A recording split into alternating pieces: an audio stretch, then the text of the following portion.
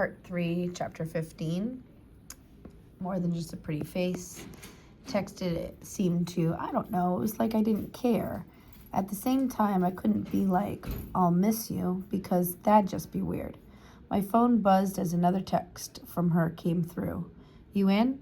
I grinned. Yes, definitely. Then I realized she couldn't hear me and texted her back. The problem was I wasn't exactly ready for the beach. I'd been dressing up a bit for the library lately, and so I had on my best pair of jeans, a nice button down, and kill shots that, at $90, were the nicest sneakers I owned. They were not going to the beach. The awesome thing about San Francisco is that you can find clothes pretty much anywhere, and I was able to get a casual outfit and flip-flops on my way over. The possibility that you'll be able to wear flip-flops outside in April, by the way, is one of the reasons California is awesome.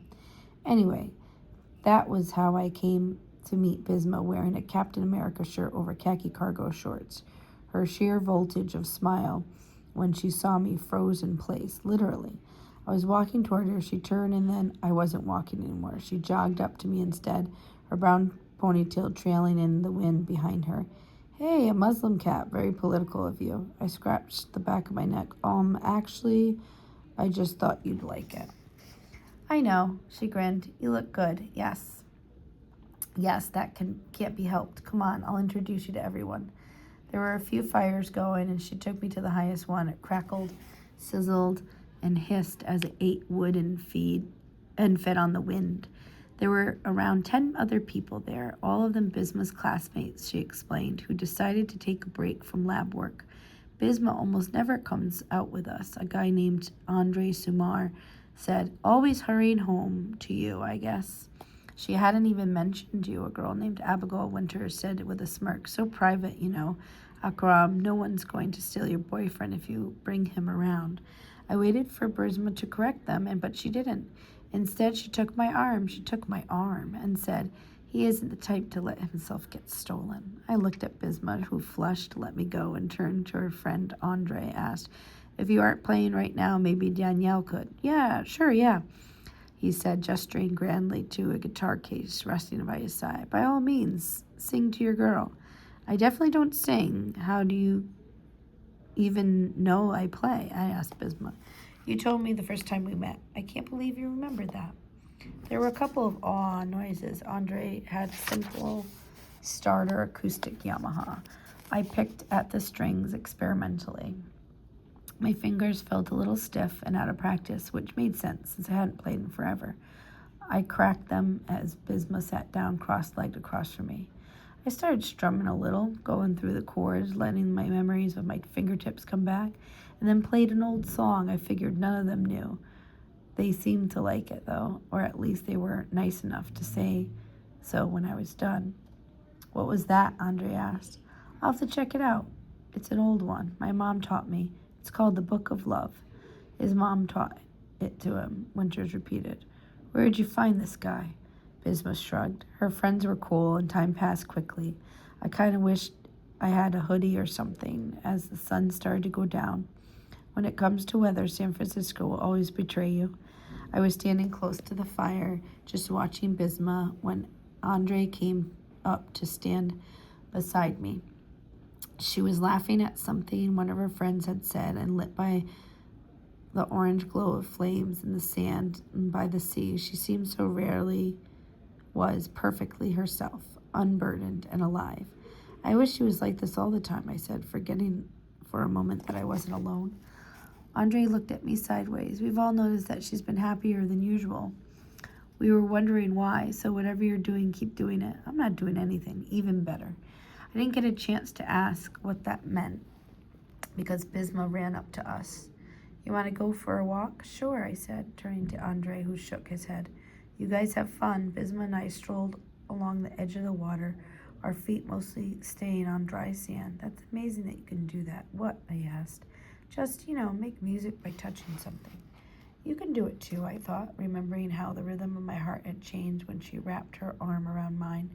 Thanks, I'm not as good as I used to be. No one is, she said, obviously not talking about the guitar anymore. Hey, I'm sorry about telling those guys we're a couple. I just thought it'd take too long to explain, and I didn't mind. She smiled. Well, thanks for coming out. I was glad you asked. I hesitated before saying I would have missed going to the library. I didn't give a single F-sicle about the library, of course. It was her.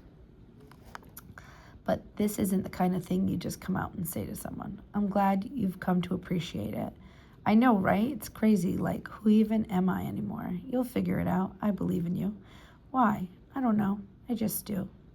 Thanks. I said because what else was there to say? You want to head back?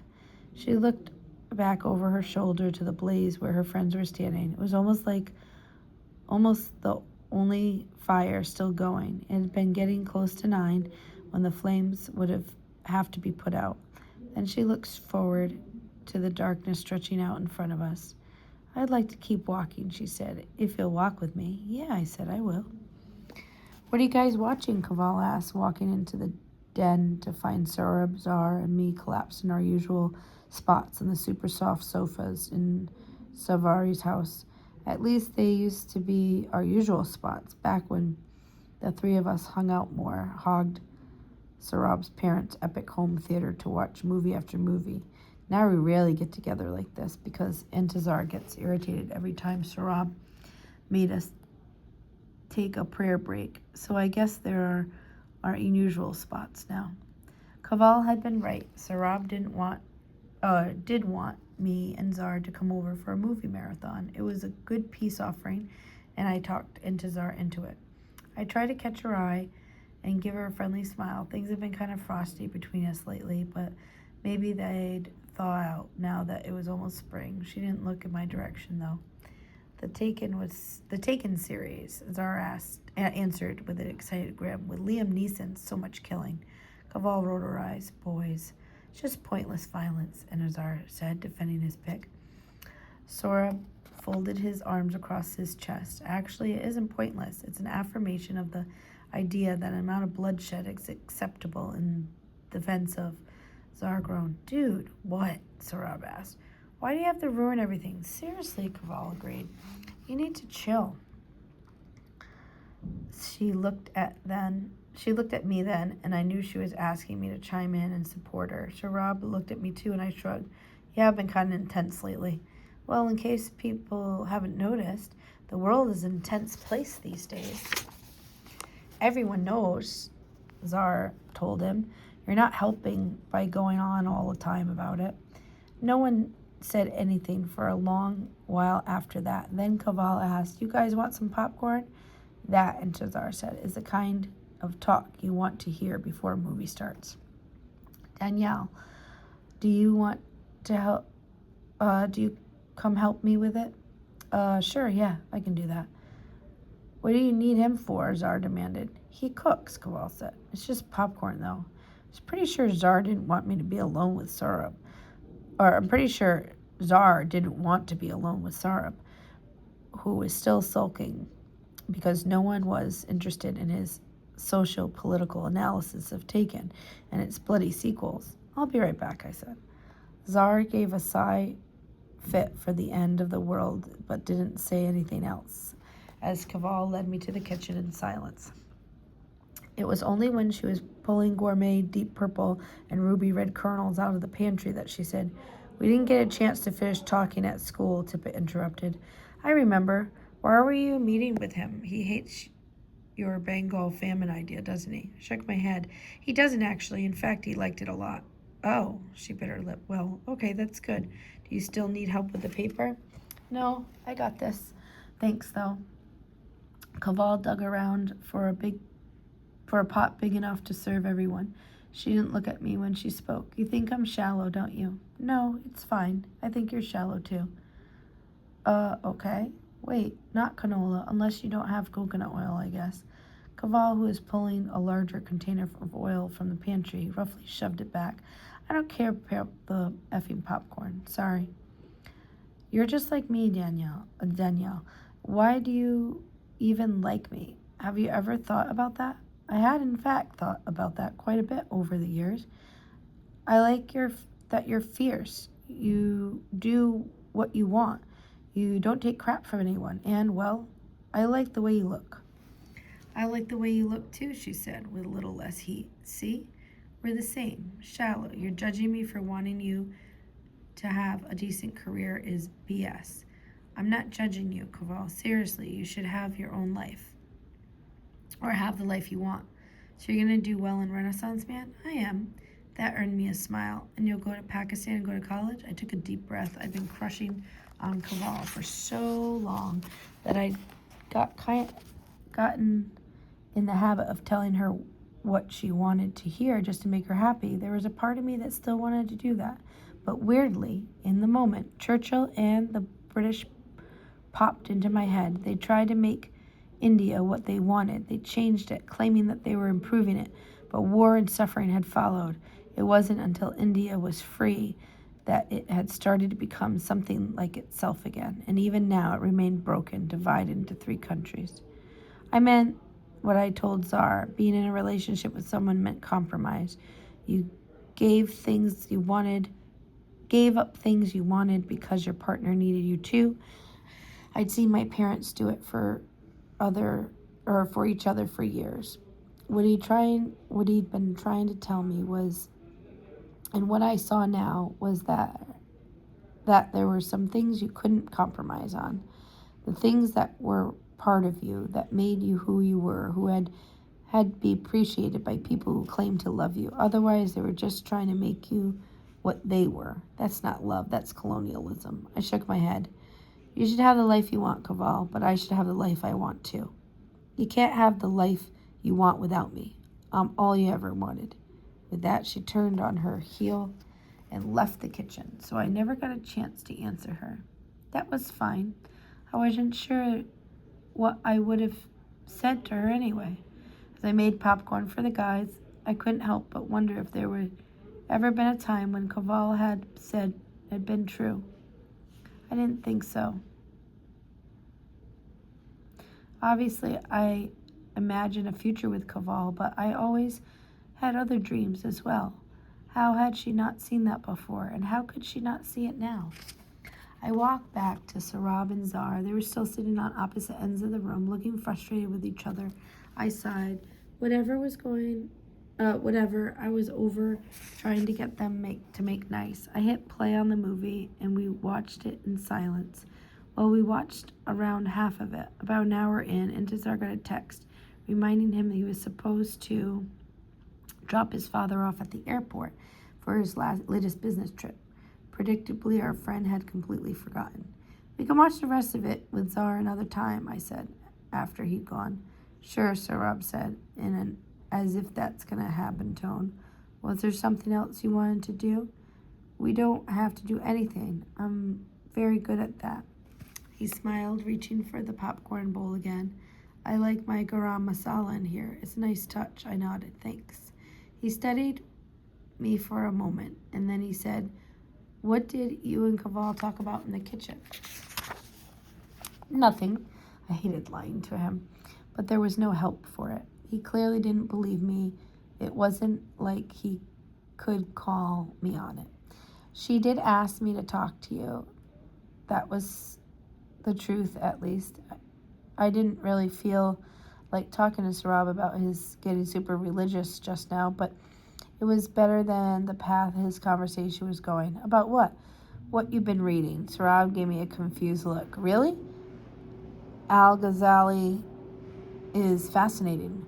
Read anything not so Islamic lately? He frowned but nodded. Sure, I read this book about the end of the Soviet invasion of Afghanistan and how that war has shaped something fun. What do you mean fun?